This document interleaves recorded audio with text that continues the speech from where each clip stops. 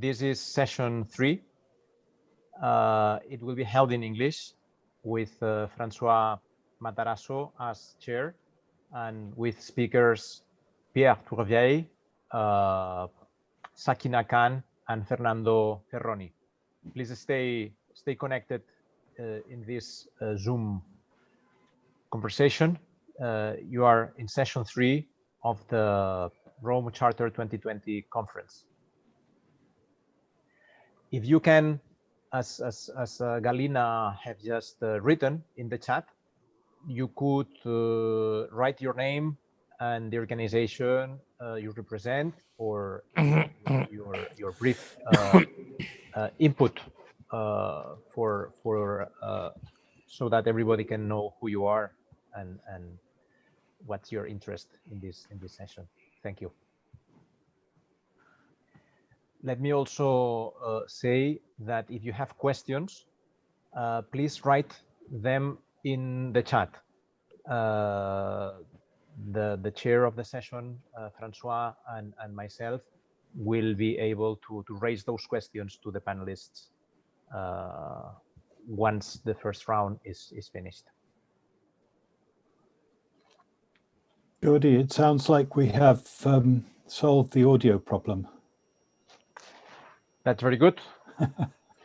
So can I, before we start, can I ask anybody who's not speaking to mute themselves, just so that your microphones don't cause any audio problems to the speakers? And let me welcome you and thank you for joining us this evening for this session, which will look at 2 of the capabilities in the Rome Charter. Share and protect. Like a lot of the ideas in the Rome Charter, I think as we discuss them over the next 90 minutes or so, we'll discover that they are in practice more complicated and more challenging than they appear to be in their simplicity in the document. We have 3 excellent speakers who will talk around those ideas from their own experience and share some of the experience of their work. So we have Pierre Tourvieille de Labrouhe from the city of Geneva, who will talk about the Declaration of Geneva on Human Rights and the Protection of Heritage. And he will speak in French, and Jordi Pascal from UCLG will do a consecutive translation. So we'll ask a little bit for your patience at that moment. Then Sakina will talk from her experience as Deputy Director of the Office of Planning in Washington about the cultural strategy of Washington, DC. And finally, Fernando Ferroni, who was one of the people involved in one of the reference group in the period of the drafting of the Charter, will talk about his work, the connection between his work at the National Institute for Physics in Rome and the work that they are doing with cultural institutions. That, I think, should take up about half of the session, and then we will have time for debate and discussion. And we would encourage you to add your questions, as Jordi said, into the chat so that we can put them to the speakers. So without further ado, let me ask Pierre to begin his presentation. Thanks, François. You heard me, vous m'entendez correctement? Yes, perfectly well, Pierre. Bon, très bien. Donc, merci à tous. Et puis, merci à l'organisation de ce colloque de nous donner l'opportunité de présenter la Déclaration de Genève, droits humains et patrimoine culturel, dans le cadre de cette table ronde virtuelle autour de la thématique Protect and Share, qui semble tout à fait à propos pour évoquer la complémentarité de cette déclaration et les objectifs de la Charte de Rome, évoqués plus tôt dans la journée. Thank you for this opportunity to introduce the Declaration of Geneva, Human Rights and cultural heritages in the frame of this virtual roundtable on the thematic Protect and Share, which I believe it is fully appropriate to consider the complementarity between this declaration and the objectives of the Rome Charter 2020 that have been presented during the day. Merci. Donc, petit historique de la déclaration. Donc, pour mémoire, la ville de Genève, représentée par son maire, M. Sami Canaan, est membre de la CGLU. Vous aurez l'occasion d'entendre un exposé de M. Canaan samedi. À ce titre, la ville a souhaité en 2016, en réaction aux destructions dont l'actualité se faisait l'écho, notamment la destruction de la vieille ville de Diyarbakir, établir un lien de solidarité entre les villes meurtries d'une part, mais plus généralement entre les villes sensibles à la question du respect des droits humains et des patrimoines dits culturels. A brief background to the project, to the Geneva Declaration on Human Rights and Cultural Heritages. The city of Geneva is represented by the mayor, Sami Canaan, who is a member of UCLG and who will be giving a concluding presentation on Saturday to this Rome Charter 2020 conference. In 2016, the city of Geneva, reacting to the destructions in mainly the destruction of the old town in Diyarbakir, wished to establish a link of solidarity between the cities that have suffered this situation, destruction, and generally with cities that are sensitive to the question of the respect of human rights and heritages that are known as cultural. En effet, il était important pour la ville de Genève de rappeler, à travers un texte, l'importance de ne pas dissocier le patrimoine culturel des droits culturels. D'une certaine manière, de ne simplement pas s'intéresser aux pierres, mais plus certainement aux populations que l'on prive, en détruisant leur patrimoine de leurs références historiques et culturelles. À cet effet, et en collaboration avec le Haut-Commissaire des Nations Unies aux droits de l'homme et un panel d'experts internationaux, dont l'Observatoire de la diversité des droits culturels de l'Université de Fribourg, il a été élaboré une déclaration proposant aux villes signataires de prendre une série d'engagements. It is important to recall that the city of Geneva wished to highlight with a declaration, with a text, with a written text, the importance not to dissociate, not to separate cultural heritage and cultural rights.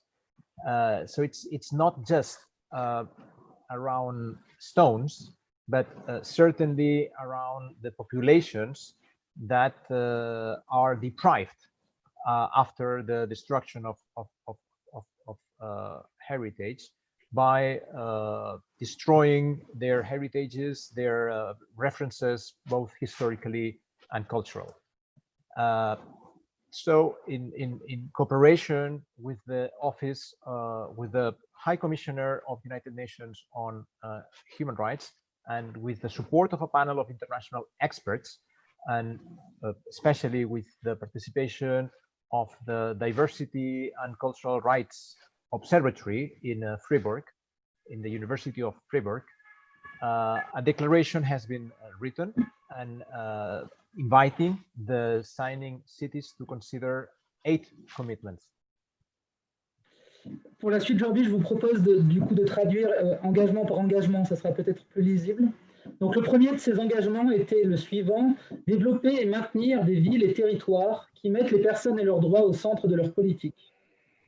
The first commitment is develop and maintain cities and territories that put people and their rights at the center of their policies. Prévenir les destructions en tant que violation des droits humains. Second, prevent destruction as a violation of human rights. Encourager la création de communautés patrimoniales ouvertes et dynamiques. Third, encourage the creation of open and dynamic heritage communities. Assurer l'exercice de la démocratie locale avec la participation de toutes et de tous. Fourth, ensure the exercise of local democracy with universal participation. Œuvrer pour une meilleure reconnaissance de la valeur des patrimoines. Fifth, work for a better recognition of the value of heritage. Réhabiliter les patrimoines et encourager la créativité. Sixth, rehabilitate heritage and encourage creativity. Mettre en œuvre des politiques ambitieuses. Seventh, implement ambitious policies. Et enfin, développer une culture d'échange et de solidarité patrimoniale entre les villes. And eighth, to develop a culture of exchange and heritage solidarity between cities. Alors, pour prendre connaissance de cette déclaration, je vous invite à vous rendre sur le site de la ville de Genève. Alors, je souhaitais la partager avec vous, mais a priori, il n'a pas la possibilité d'avoir un partage d'écran. Mais j'imagine qu'on pourra communiquer l'adresse. Super, merci Jordi, oui, à tout le monde. Du coup, peut-être afin d'illustrer concrètement les actions menées par la ville de Genève dans le sens de cette déclaration, et dans le cadre de la thématique de la table ronde de ce soir, je vais prendre l'exemple de l'organisation par nos équipes des Journées européennes du patrimoine, qui permet à la ville d'investir 3 des engagements cités précédemment. In order to illustrate how concretely, in a concrete way, the actions led by the city of Geneva in the sense of this declaration, and also in order to answer the theme of this roundtable this evening, I will take the example of the organization by our teams in Geneva of the European Heritage Days, which has allowed the city, has committed the city to invest in 3 of the previously cited commitments. Thanks. Du coup, donc pour mémoire, les Journées européennes du patrimoine représentent l'événement culturel majeur du domaine de la conservation. Mise en place par le Conseil de l'Europe en 1991, ces journées accueillent plus de 50 millions de personnes sur les événements précédents, donc hors période Covid.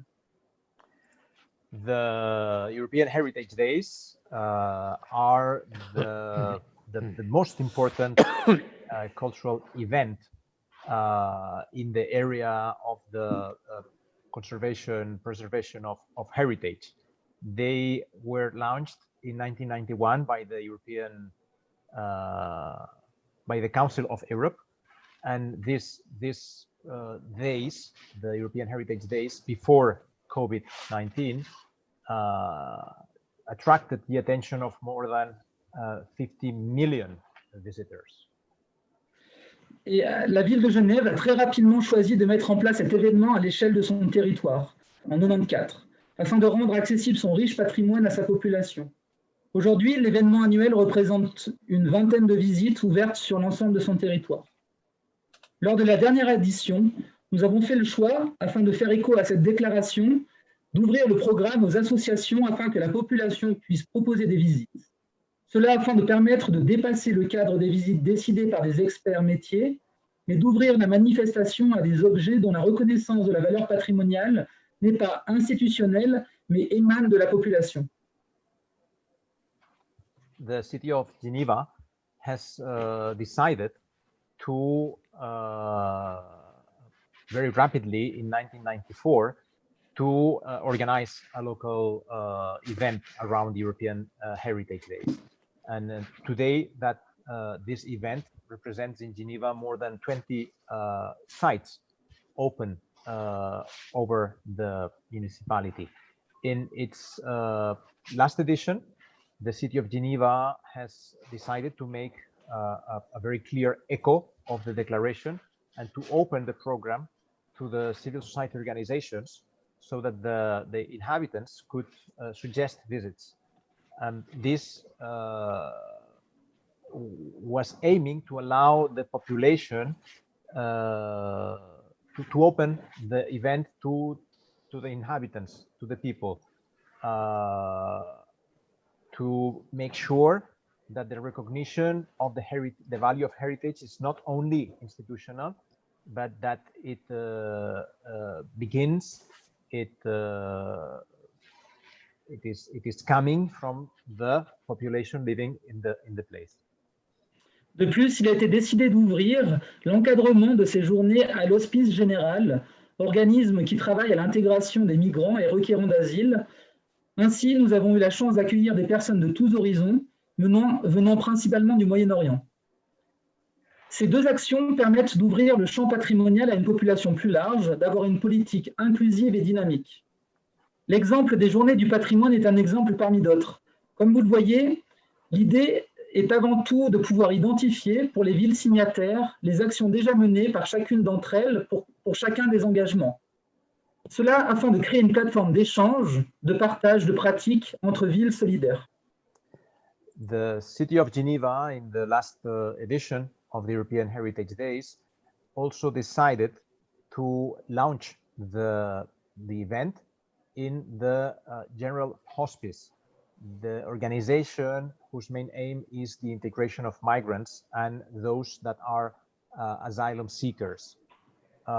With this sign, we have, with this organization, this is the organization that the city of Geneva has in order to host persons coming from all places, mainly from Middle East. And these two actions have allowed to open the heritage to a wide number of people with an inclusive and dynamic policy. This is an example, the European Heritage Days, one example, and there are many others. And as you see, the idea is that the signing cities can identify the actions led by each one of them according to the 8 commitments that the Declaration of Geneva has. And this is leading to the creation of a platform of exchange, of practices between those signing cities, the solidarity cities. Merci. Et puis, peut-être juste pour terminer, vu qu'on prend un peu plus de temps avec la traduction, dire 2 mots sur la complémentarité de la Charte de Rome et de la Déclaration de Genève. Donc, elle est tout à fait évidente, et puis il suffit de prendre le titre pour comprendre la synergie. Donc, la Charte de Rome explicite d'emblée le droit à participer pleinement et librement à la vie culturelle et vitale pour nos villes. À Genève, le week-end des Journées du patrimoine, pour reprendre cet exemple concret, fut le premier événement culturel important autorisé depuis le début de la crise sanitaire. Aussi, nous avons pris la mesure de l'attente des populations sur son besoin de reprendre possession de la ville, de l'espace public, comme espace de toutes les interactions humaines.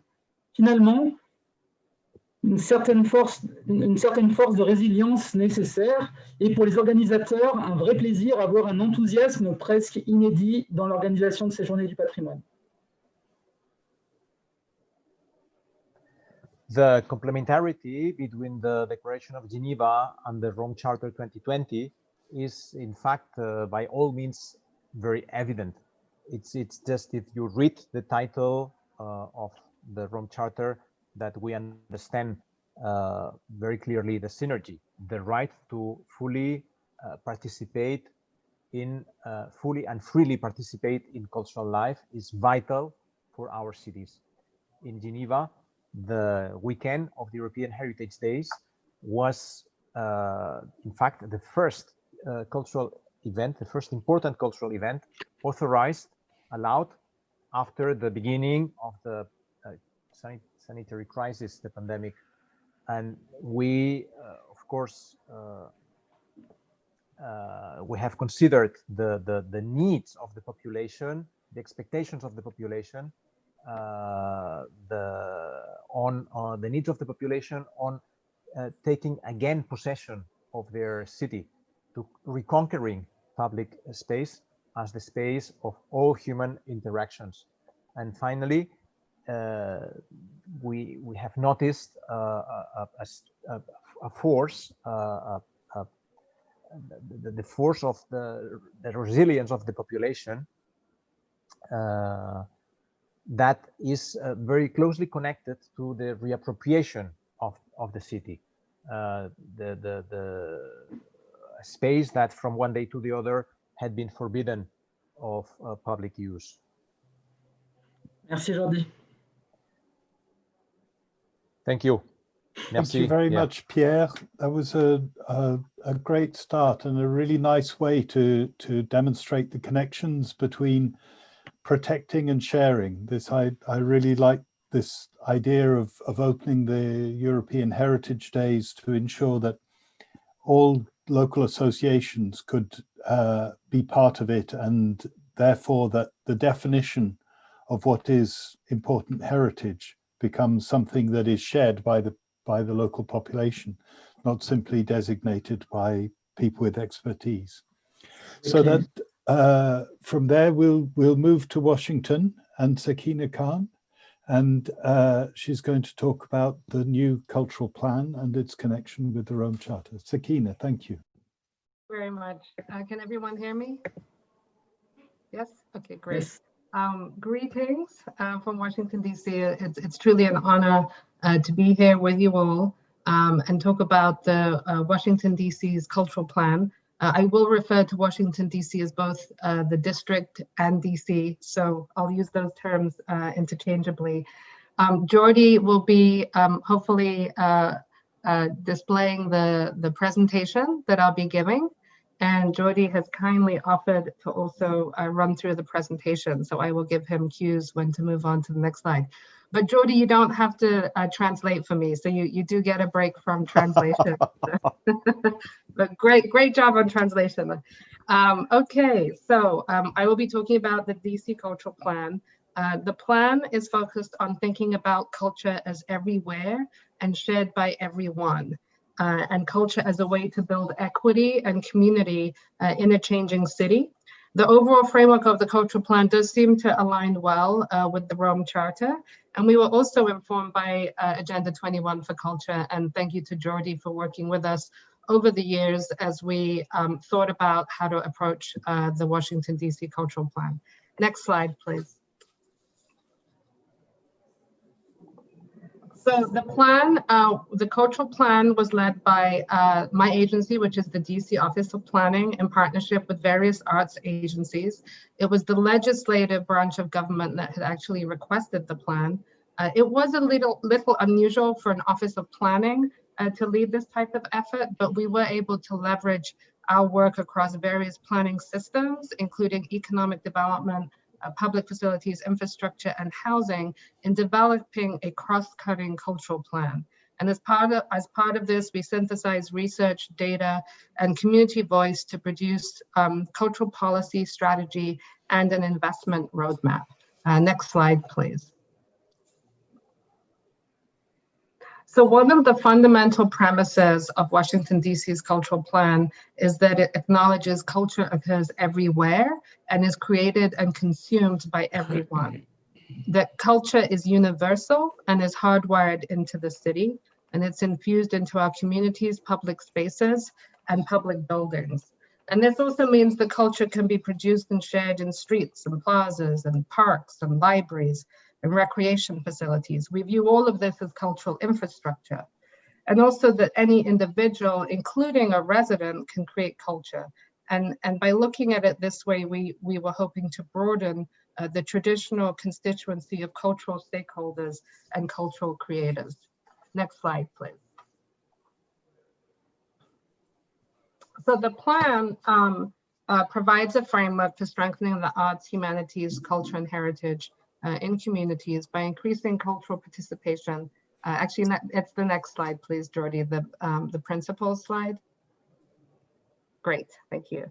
By increasing cultural participation and supporting artistic skills development, stimulating cultural production and informing decision-making. The principles that you see here, there are 8 of them, and together they offer a major shift in how we support the cultural sector. And they emphasize program and agency alignment, funding and organizational innovation, and shared stewardship. I'll highlight just a couple of them that seem to align with the Rome Charter's share and protect statement. So from the top row, the first principle, which is affirming that existing cultural practices, heritage and organizations are important to our city. And the second principle, that aligning, expanding programs that support creators and encouraging artists and cultural creators to access an array of programs, including ones that live outside of traditional arts agencies, such as small business development programs. And then from the bottom row, the build principle, which encourages building partnerships across entities, including government and agencies such as those that manage parks and libraries and recreation centers.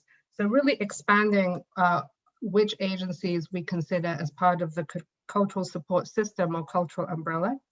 And lastly, invest. And there we talked about investing the time and the resources collectively through shared stewardship. And this concept of shared stewardship is one that includes all sectors, private, nonprofit, public, as well as civic sectors and residents that all have a collective role in supporting cultural production and expressions.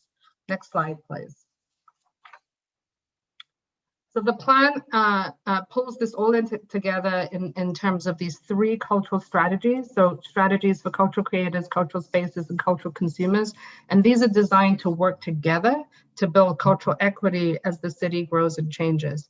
In terms of cultural creators, we're focusing on youth, starting with youth development, and then continuing with those creators who choose a path in the cultural sector and supporting them with the enhanced support system that I had mentioned. In terms of cultural spaces, this really affirms the importance of both traditional and non-traditional cultural spaces. And it goes back to this notion of culture being everywhere, in public facilities, in public space, and private space.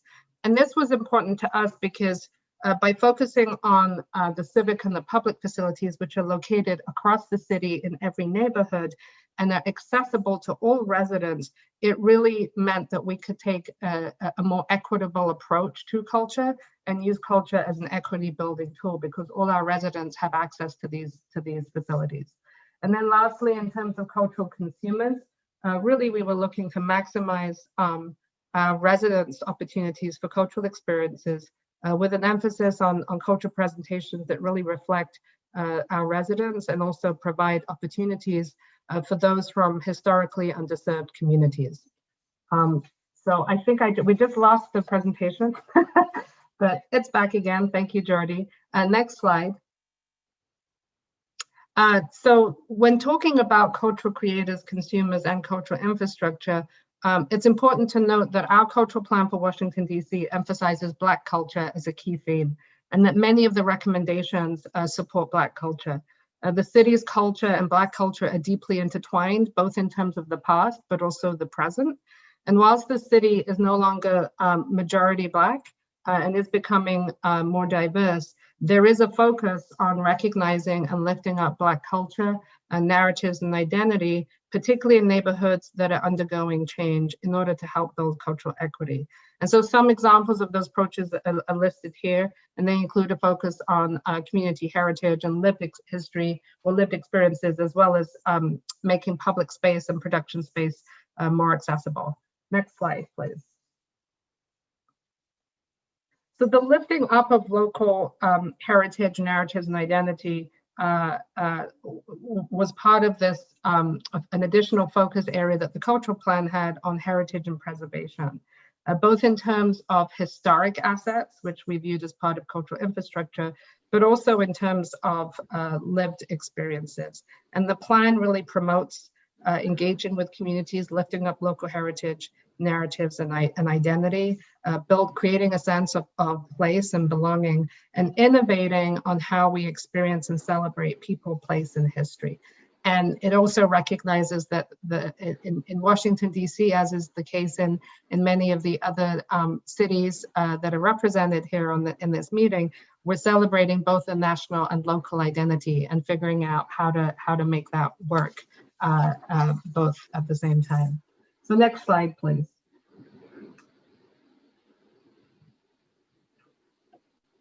So as we were developing the cultural plan, we also undertook a creative placemaking program that used temporary arts and cultural interventions to facilitate conversation, interaction, and trust building in communities. So this was a large program We did projects in 17 neighborhoods across the city, led by curators who worked with more than 300 artists and partnered with more than 100 community organizations. And we selected communities that were undergoing physical, social, and economic change. And we were looking to use creative placemaking as a tool to build social equity in these communities. These were also pretty fun and inclusive experiences. And I'll highlight just a couple of those projects. So next slide, please. So this project called Sea Change, which took place on a corridor called Georgia Avenue, it was a video project that put a human face on how population change and revitalization are affecting a neighborhood in Washington, D.C. It was designed to bring people together who would not normally meet or talk to each other and create a shared understanding between neighbors in the rapidly changing neighborhood. So the curator for this project did a series of interviews with established or longtime residents, as well as new community members in the neighborhood. And then those interviews were turned into video portraits, which were projected onto storefronts and on building walls along the busy corridor. And then the video portraits were accompanied by events where community members socialized and got together and talked about the changes that were occurring in their neighborhood. Next slide, please. The second project that I wanted to highlight was called Occuplaza, which happened in a neighborhood called Adams Morgan, for those of you who know Washington, D.C. And it was focused on using an underutilized public park or plaza for celebration of this neighborhood's rich cultural diversity, particularly in terms of giving voice and visibility to the Latino population in the area, in an area that has undergone significant demographic change and development. So the project curator recreated a Latin American city plaza in the park space through creative programs and activities that all combined for this really interesting and fun environment for residents of all ages to enjoy. So this included hammocks and food, tamales, empanadas, and pastries, and a tree of ideas where residents could write down their hopes and aspirations for the community and put them into the tree and let it be there as a way to celebrate community. So this project really helped connect new and established residents to share common interests and also share and protect cultural heritage and traditions. Next slide, please. So the creative placemaking projects that I just talked about helped to inform our thinking into the role of public space and how it can be used for cultural expression and community building. And so this also ties to what the previous presenter, I think, was talking about in terms of the role and the importance of public space and really kind of thinking about the role that the public realm can play as a shared resource for equitable use. And then this guide also provided information on the processes that curators and others need to go through in order to activate and manage space. This guide is available on our website if you're interested in looking at it. Next slide, please. Lastly, I want to talk about the comprehensive plan, which is a high-level document that guides the long-term vision for Washington, D.C. It's a very important document, and it looks at physical growth and change. The themes of the comprehensive plan that we are currently proposing include equity, racial justice, and public resources. And these themes are carried through various chapters of the comprehensive plan. And the reason that I'm highlighting the comprehensive plan is that it also includes a chapter on arts and culture. And we were able to apply our learnings from the cultural plan to the comprehensive plan. And those were cultural forward policies that are found within the arts and culture chapter, but also spread across other chapters such as historic preservation, land use, housing, and economic development. This plan gets approved by our district council ultimately. And so it's a very important document that helps institutionalize our policies and approaches to culture. Next slide, please. So these next two slides just give you an idea of some of the policies that we captured in the comprehensive plan that were informed by the cultural plan. So I won't go through all of these, but you will see you'll see just from the titles of these policies that they relate to civic identity and affirming community heritage. We have a policy on cultural inclusiveness and celebrating diverse histories and identities. Next slide, please. And a few more policies that I wanted to highlight relate to mitigating cultural displacement and elevating existing cultural anchors, and also supporting the presentation of community-based heritage. The changes that we are proposing to this document can also be found on our website. It's 1,000 pages, so maybe you just want to look at my presentation for some of the example policies, but it is there as a resource along with the cultural plan if you would like some more information. The last slide, please. So just to summarize, the cultural plan, the development of the cultural plan was an incredible experience for us as an Office of Planning and working with all these partners across sectors. But it was also important in the sense that it highlights a path forward for cultural policy as a tool to build equity. And this includes through an emphasis on community and the lived experience. It also seeks to promote heritage of traditionally underrepresented groups in particular. And this, of course, has become more relevant more recently in terms of the call to promote racial equity, including through things such as memorials and commemoration. Additionally, the plan's focus on infrastructure, facilities, and public space has informed our work going forward. And the plan also helped highlight the role of partnerships across various agencies beyond traditional arts agencies, and also this concept of the shared stewardship approach across the public, private, nonprofit, and civic sectors. So thank you for listening to our presentation. Thank you, Jordi, for helping run it. And afterwards, after the next presenter, we can hopefully have a discussion. Thank you. Thank you so much, Sakina. That was really fascinating. Just before I turn to Fernando, let me just highlight a couple of things that I thought will be worth thinking about.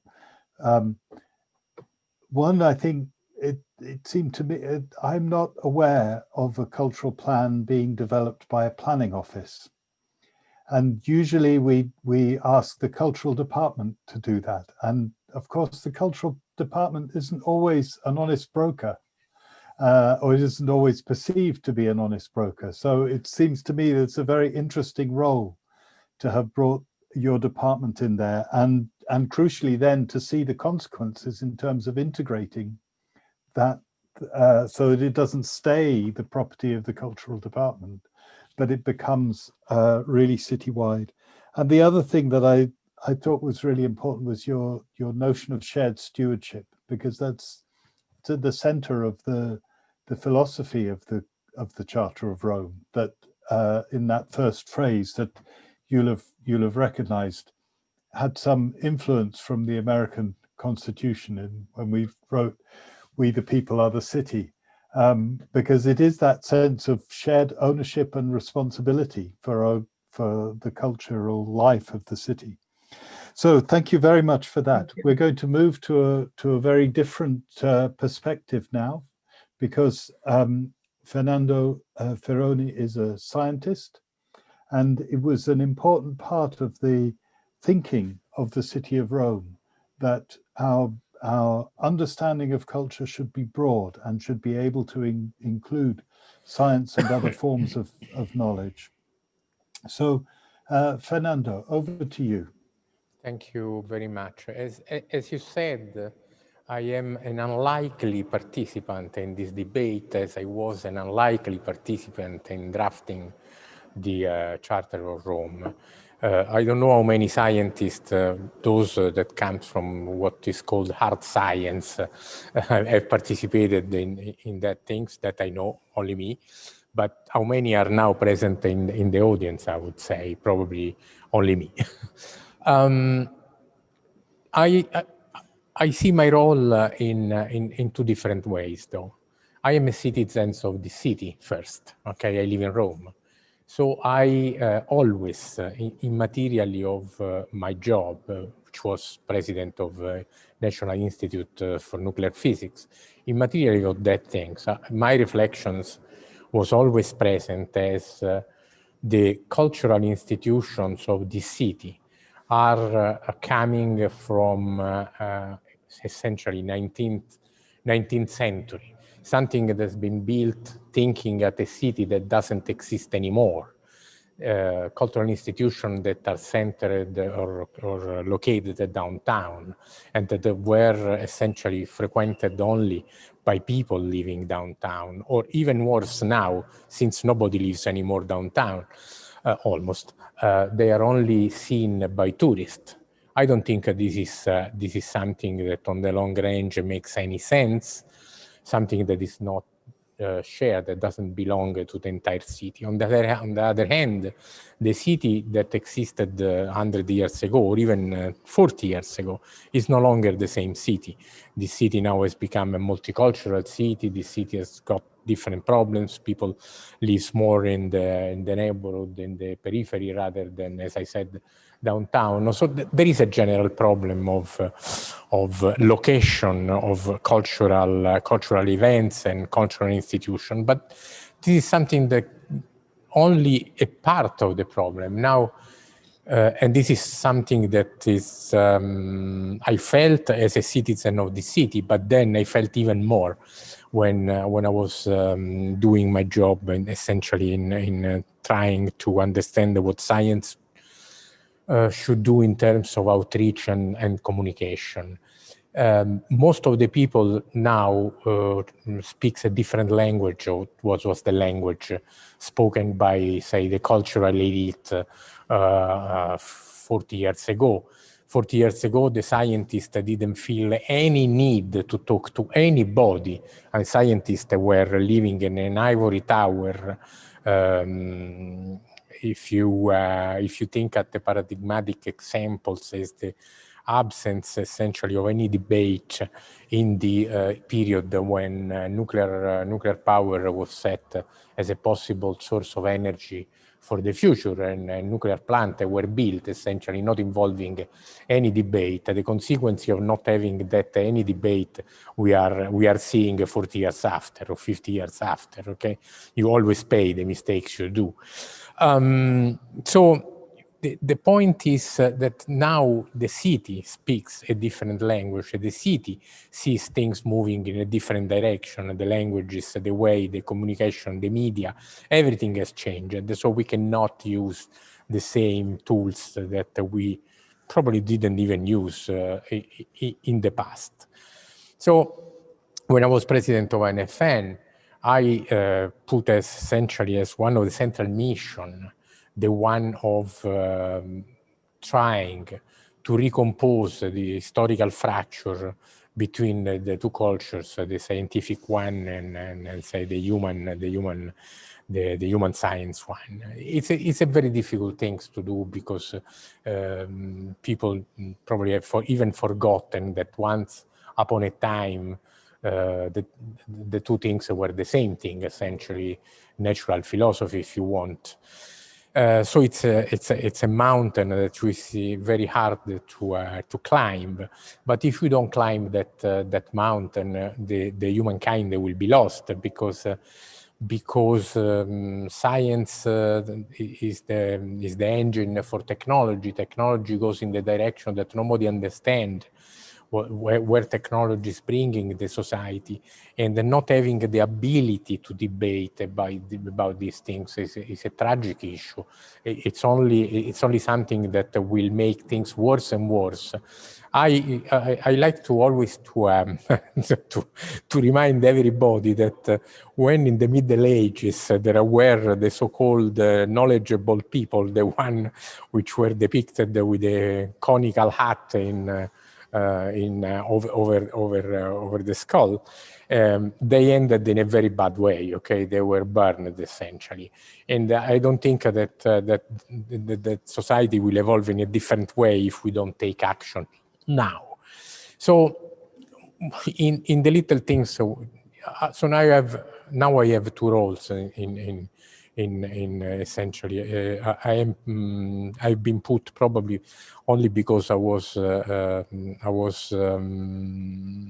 trying lead a big effort of recomposition, as I said, of science with other arts. I did everything. Look, personally, I went to theaters in a show where things where there were a famous cook cooking, and me debating about what he was doing and how he should have improved, but always in a joyous way, and putting elements of science in it. I had debates with YouTuber for young people, essentially trying to speak the language that people understand. That's I mean, people that expect you say. I mean, it's useless if I do a seminar on physics. So that would be completely useless. You agree? But trying to combine things, trying to contaminate. That can be a key to improve the level of communication. Doing these things, and not only in the most prestigious theater downtown, but trying to do in many places. So in a little way, so if you go now to YouTube, you find a lot of things done by my former institute. So essentially, that's the little thing we could do.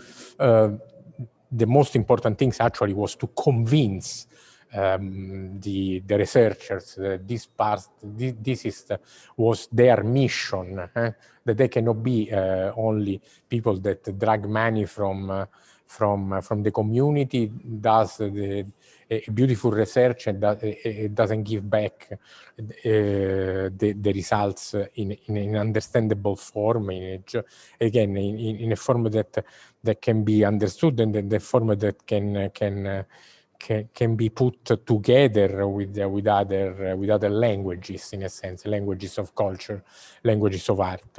So probably since I was doing these things, I was called in the board of the Pala Expo in Rome, which is probably the biggest cultural institution in the city of Rome, where I'm trying, of course, or doing my best in combining and asking always and proposing always to combine performances or exhibitions which have arts and science in common. I think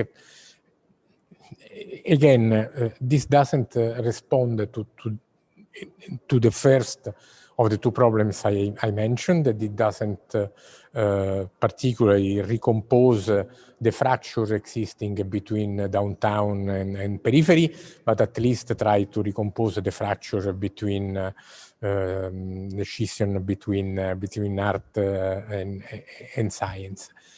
And of course, I'm advocating that we should move with these things into the public libraries. With the city of Rome has a network of 20 and more public libraries, which are on essentially everywhere in the city. So okay, that's essentially my experience. As I said, in summary, there are two problems. One is that the language and the location of the cultural institution is wrong in year 2020, at least in Rome, but I fear that is wrong in many cities in Europe and in the world. And second, that if we don't work hard to recompose and to bring to general public the concept that science is an integral part of culture, the future will be bleak. Thanks.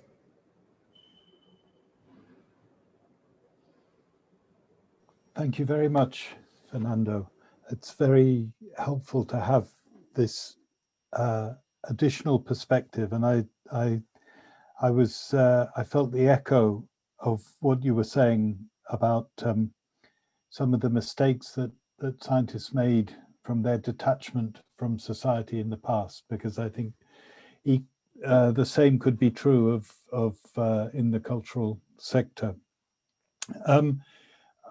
I would like to just begin with one particular question, because you've touched on the place of libraries, and there's a question in the chat about that, and I would be interested to hear about the place of libraries as a cultural space, and perhaps it's always seemed to me to be one of the most approachable cultural spaces. And I wonder, Sakina, if libraries played a part in your thinking. I imagine so. Absolutely. You know, when we started with this premise of cultural infrastructure being everywhere and really trying to broaden how we think about how residents access culture, both in terms of presentation, but maybe also in terms of production. The first place we kind of thought about, and the first agencies we took to beyond the traditional arts agencies were libraries, the agencies that oversee libraries, recreation centers, parks, and schools. These are the same agencies that have the largest real estate footprint in the city, and they have facilities across every neighborhood. So we knew that if we could intersect with these facilities such as libraries, we could reach every resident in the city. So it would inherently be an equitable approach. So that was one thing to note as to kind of why that was an important principle or assumption for us. But with libraries in particular, definitely we viewed them as being a critical part of cultural infrastructure. And I think that's also how libraries in Washington, D.C. think of themselves. And there's a strategic plan that our public library system has developed that really broadens the concept of what a library does. It's more than just a place to get a book. It is a place to learn, a place to exchange, and in some cases, a place to present. One of our creative placemaking projects that I mentioned we did in parallel with the cultural plan took place at a library. We were very fortunate that many of our libraries across the city were upgraded over the last few years. And a project that was led by David Adajay focused on a library in one of our neighborhoods, and it was a beautiful space, but underutilized by the residents. So we wanted to reintroduce that library to residents using arts and culture as the platform to do that, but also to highlight the role that a library can play as a community anchor and as a place for cultural exchange. So I agree with you, and I appreciate that question. Libraries is a critical component of cultural infrastructure from my perspective.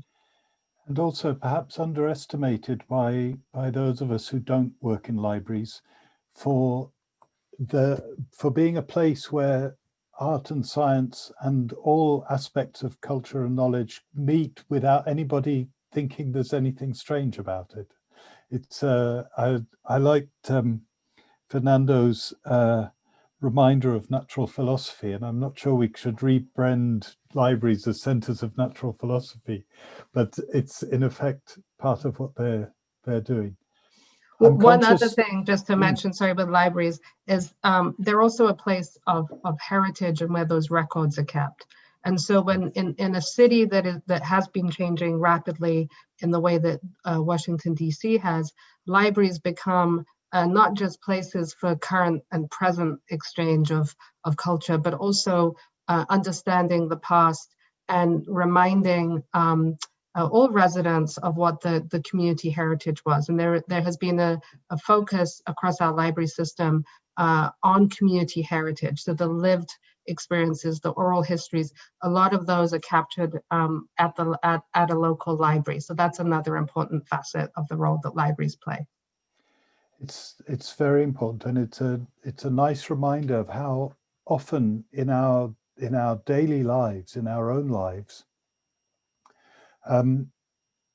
buildings like libraries or museums or theatres or cinemas or parks, they're sites of cultural transmission, because they're where we take our children, and sometimes we take them to the same places that we went, and part of what we're doing is passing on to them something that we valued when we were children.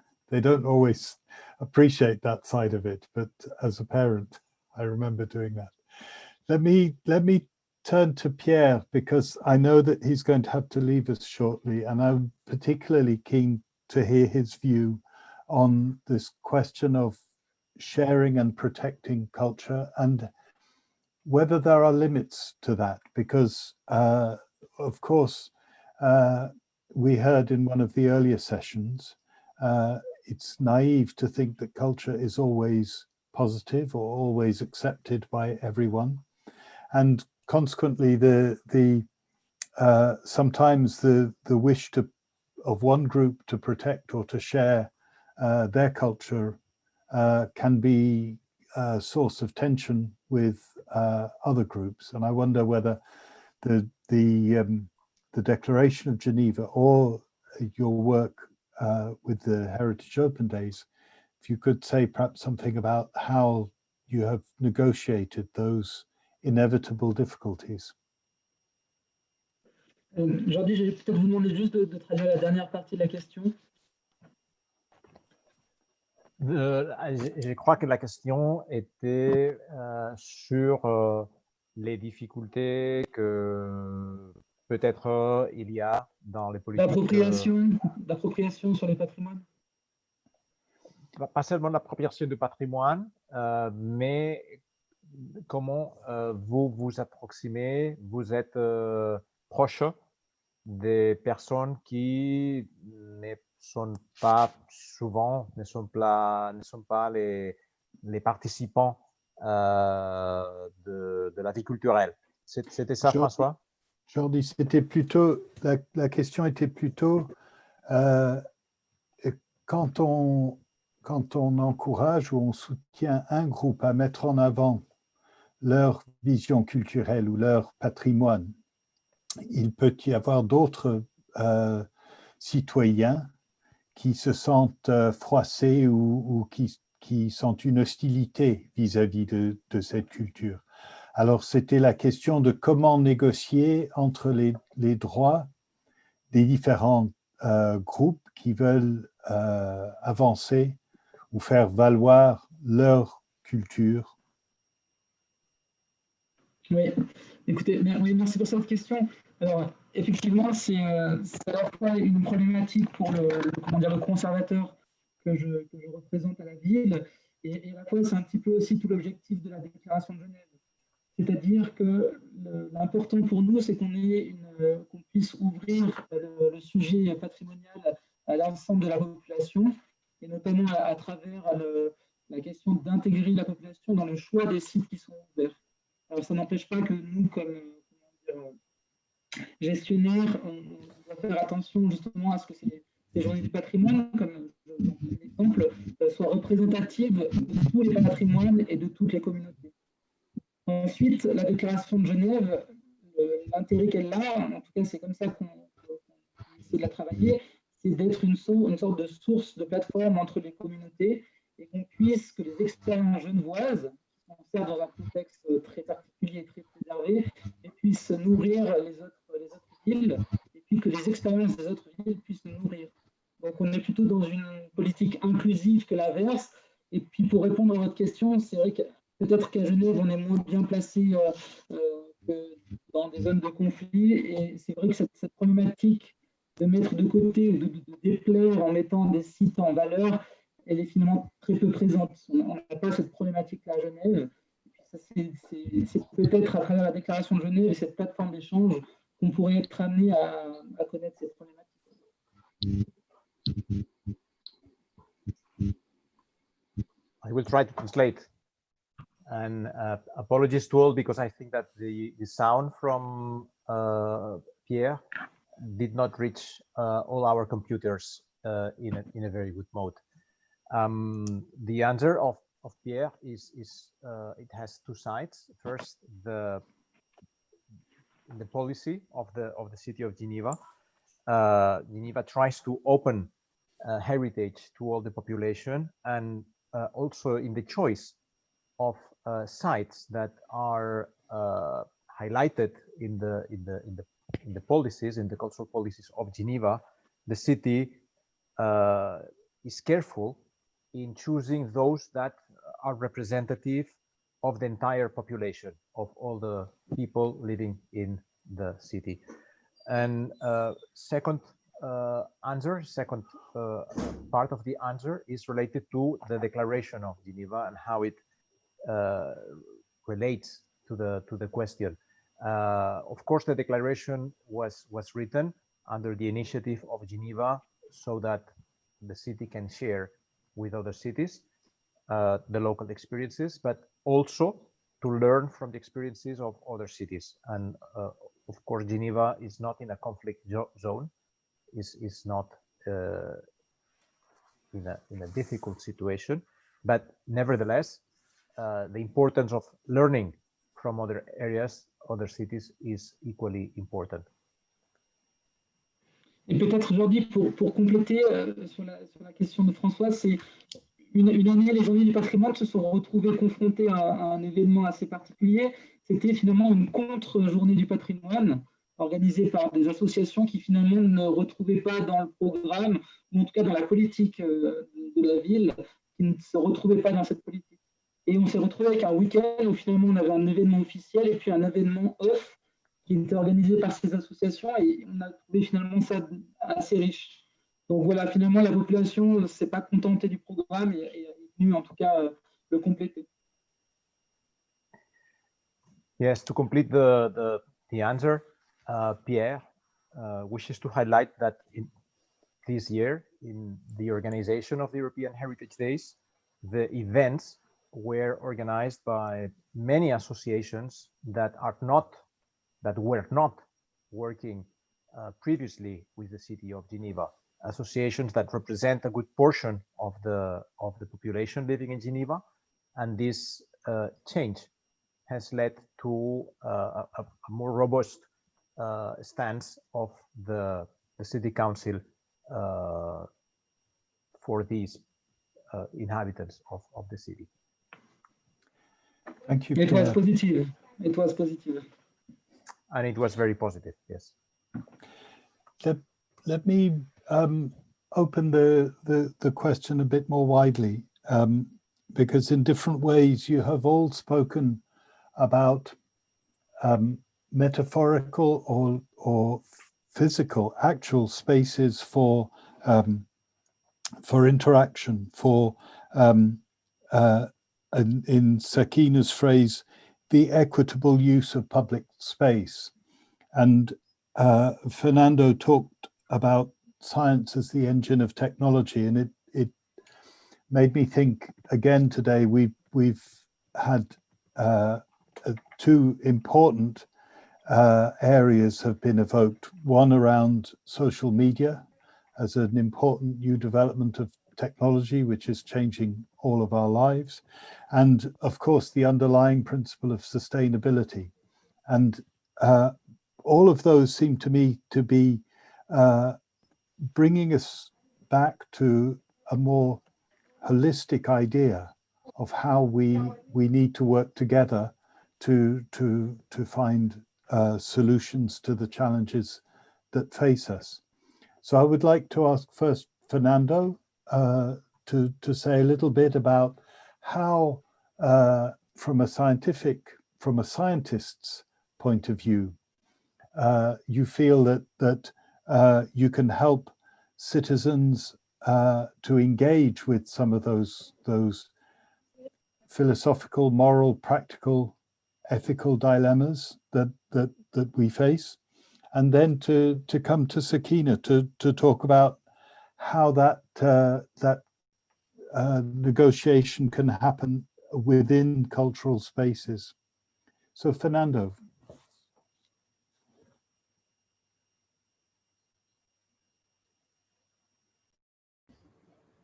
Okay, I think I have the audio now. Okay, one should understand that there is no magic wand here, okay? Just saying science says this and this is true doesn't work, okay? That definitely does not work. Oh, it's a process. There is a process where you have to explain what you are doing. You have to explain how the big discoveries that are made in science translate or have translated in the audio? Okay, or how they have translated in the past into something that has benefited the entire society, okay? So this is something that one shall never forget to tell. This is a center of attention. It does not mean, of course, that science is made and scientists do things because they are working for with a goal, no, with a precise goal of doing something useful to the society. No, you can easily demonstrate, but you have to demonstrate. The proof is on you. It's not audio. Okay, it's fine. No, yeah. So this is the first part of the game. Okay, when I say that you have to find a language which is accessible to everybody, something that mix the languages, something that becomes intercultural, something where science is associated with other aspects of culture, being performing art, or being music, or being cooking, or being whatever it is, but something which makes people laugh, essentially, okay? And also retaining the concepts that are behind what you are joking about, which is not a joke. Once, and this is a process where you have to reactivate a channel of communication. Okay, as I said, scientists are guilty, deeply guilty, for having forgotten these things that we call outreach or communication for the last 40 years. This is something which has made a big damage to the relations of science with society, and has done a big, and now it's causing a big issue, okay?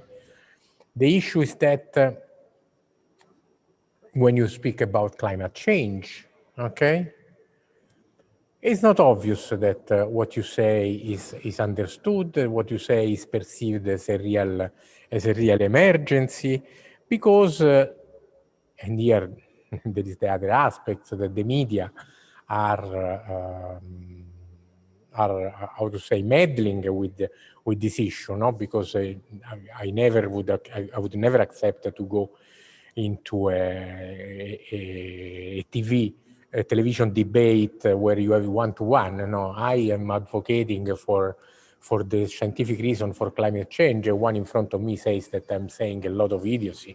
This is something we have to take in account. Okay, when I said that we have to recreate essentially the confidence of the scientists in what they are saying, this is a fundamental issue. From this point of view, I would say two things.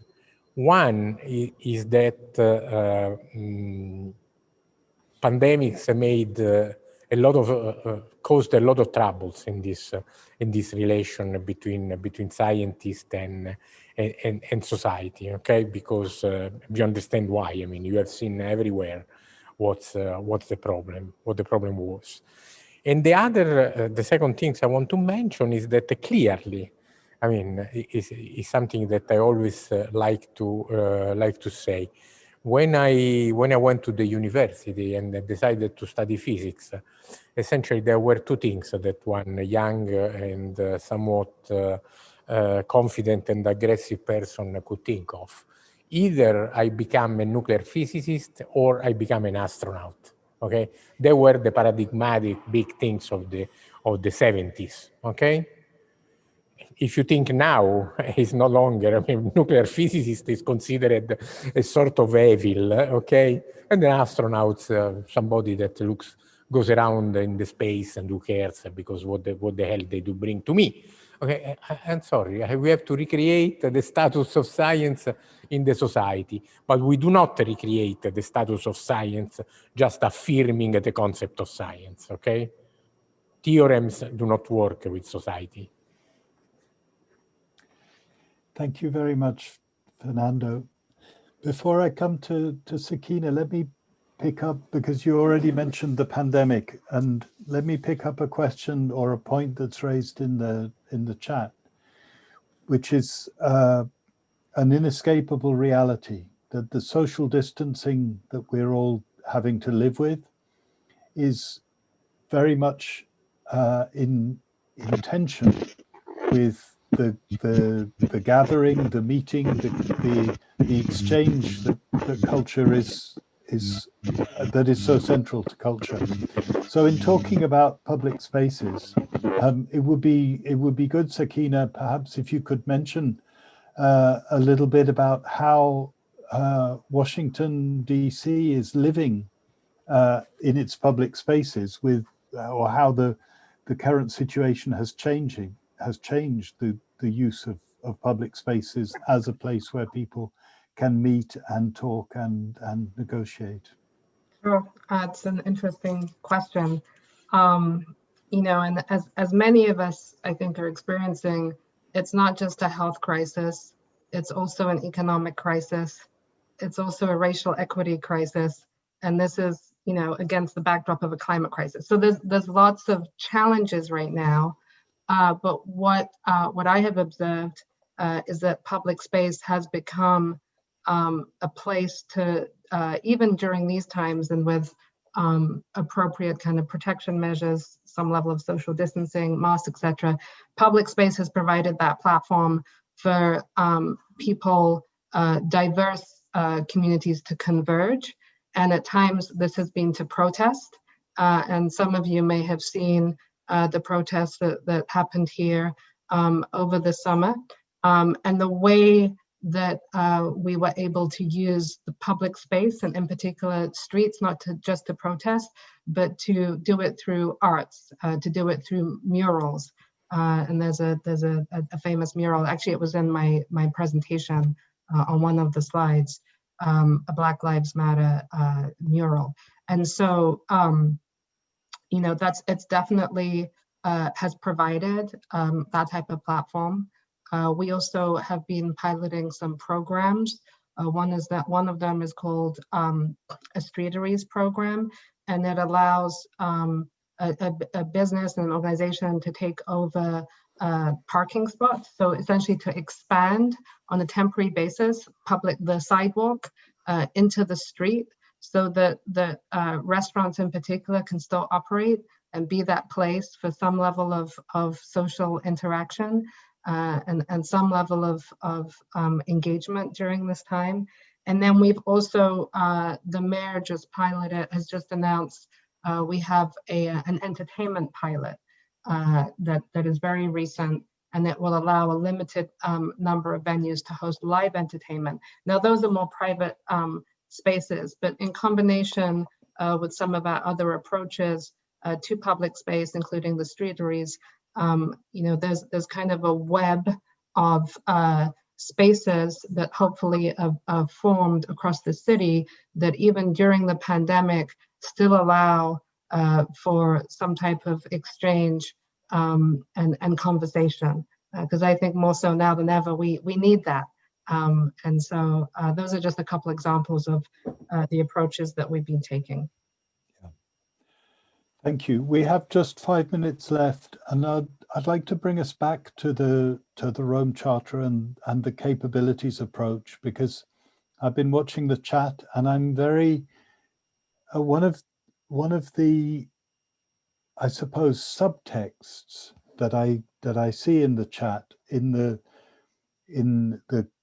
discussion about limited access to the internet, or where libraries are, or what the content of libraries is that the subtext, I think, is, for what it speaks to me about, the undeniable inequality that continues, and that was very eloquently evoked in Sakina's presentation.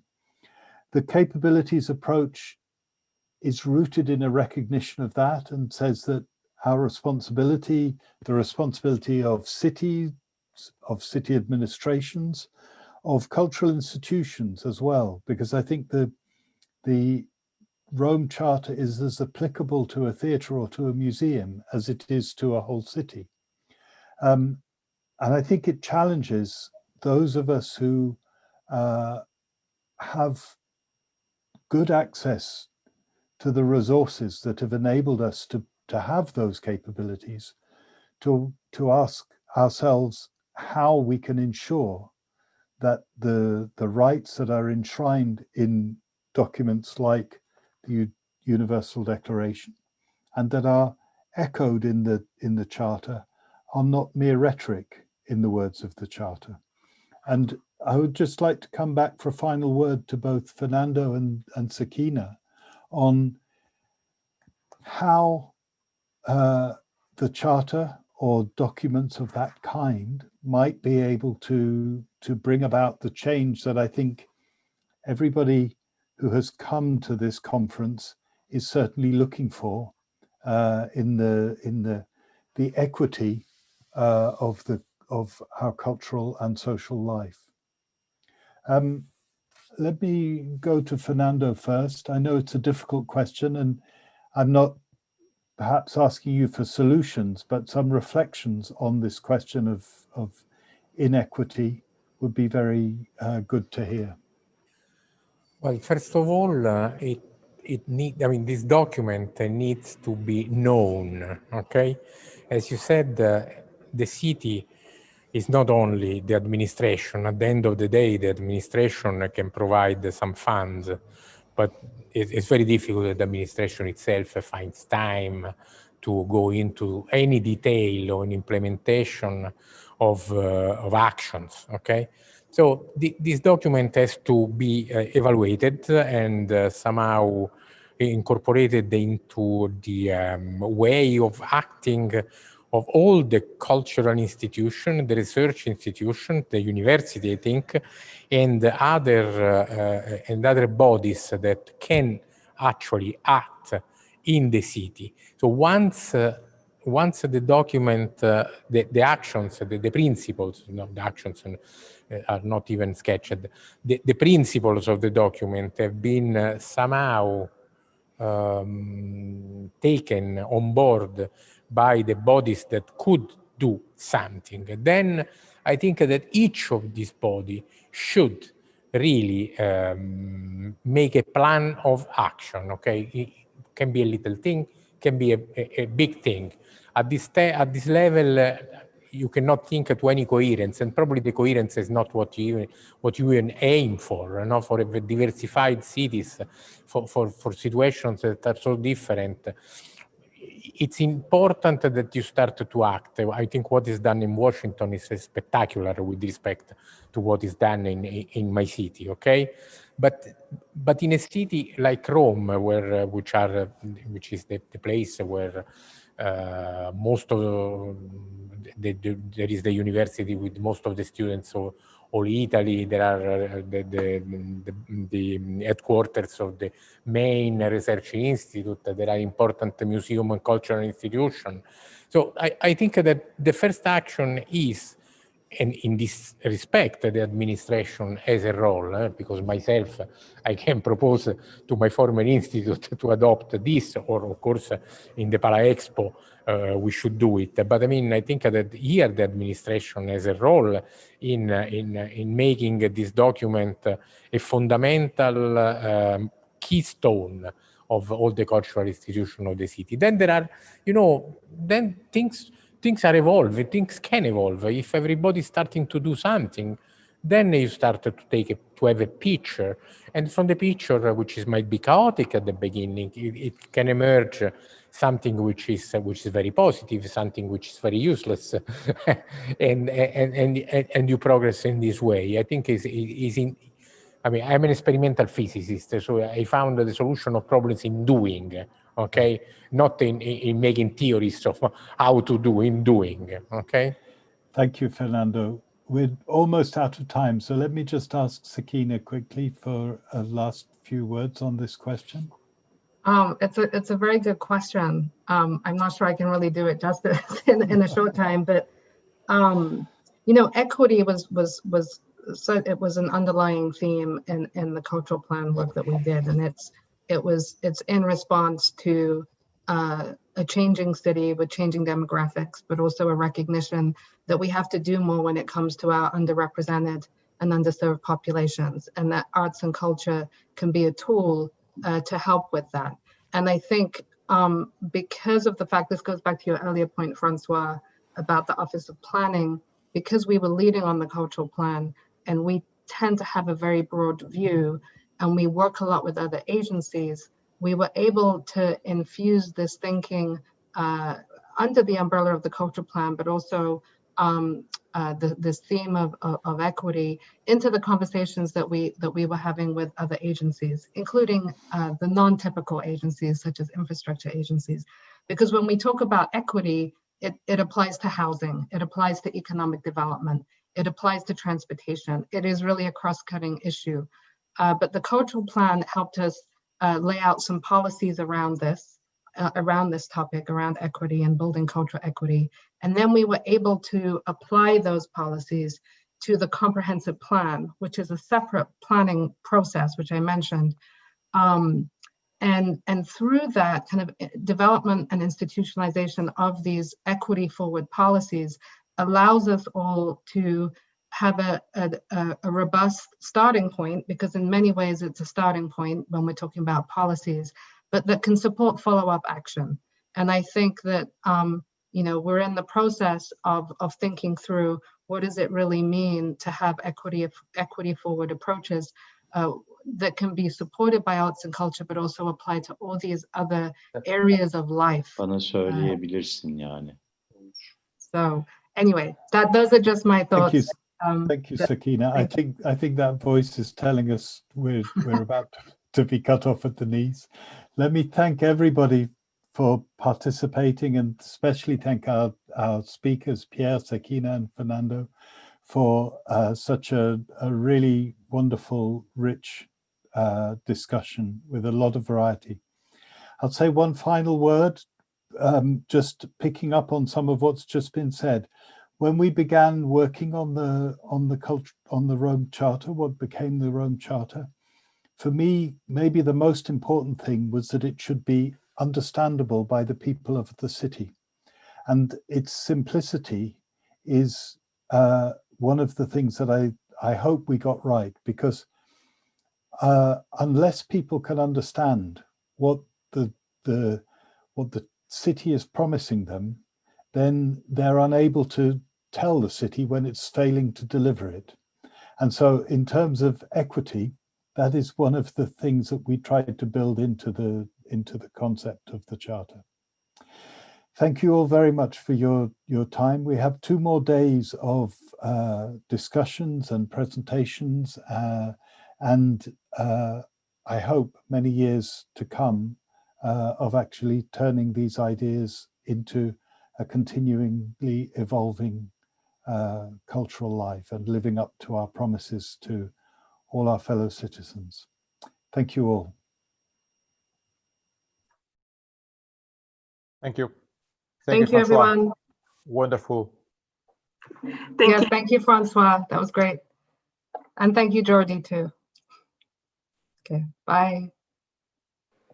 Thank you. I should have thanked Jordi especially for his translation, because he stepped in, because I felt that trying to listen to everyone and read the chat and do the translation was more than I could manage. And so thank you for that. No problem. Bye, everyone. Thank you, Francois. Bye-bye. Bye. See you tomorrow. See you all tomorrow. Dwayne, Ville, stay well. Good night, Asia.